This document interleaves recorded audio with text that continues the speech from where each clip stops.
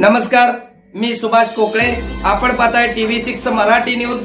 पाहूया आजच्या ठळक घडामोडी. बातमी महत्त्वाची. जत तालुक्यातून येते. उमदी परिसरात अवकाळी पावसाचा दणका. द्राक्ष आंबा पिकाचे मोठे नुकसान. बागा कोलमडल्या. शेडवरील बेदाण्याचे कंबरडे मोडले. जत तालुक्याच्या पूर्व भागातील उमदी व परिसरात सोमवारी सायंकाळी विजेच्या कडकडाटासह अवकाळी पावसाने अचानक हजेरी लावली. दिवसभर हलक्या ते मध्यम स्वरूपाच्या सरी सुरू राहिल्या, तर सायंकाळी वादळी वाऱ्यासह झालेल्या जोरदार पावसाने द्राक्ष व आंबा पिकांना मोठा फटका बसला.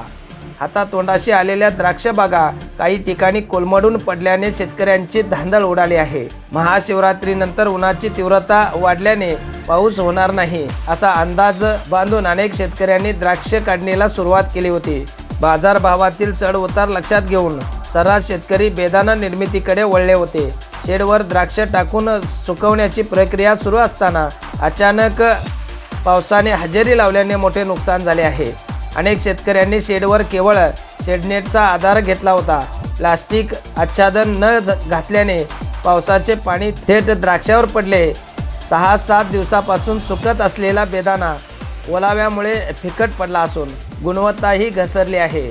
परिणामी तयार माल बाजारात कमी दराने विकावा लागण्याची शक्यता आहे.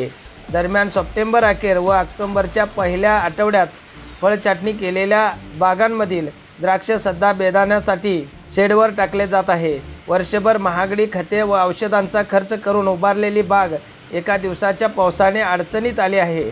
आंबा मोहरात व फळ धारणीच्या अवस्थेत असताना पावसाने हजेरी लावल्याने मोहर गळण्याची भीती व्यक्त होत आहे. वादळी वाऱ्यामुळे काही भागातील भाज्या तुटून पडल्या आहेत. जत तालुक्याच्या पूर्व भागातील उमदीसह परिसरातील या वादळी वाऱ्यामुळे शेतकऱ्यांचे मोठे नुकसान झाले आहे.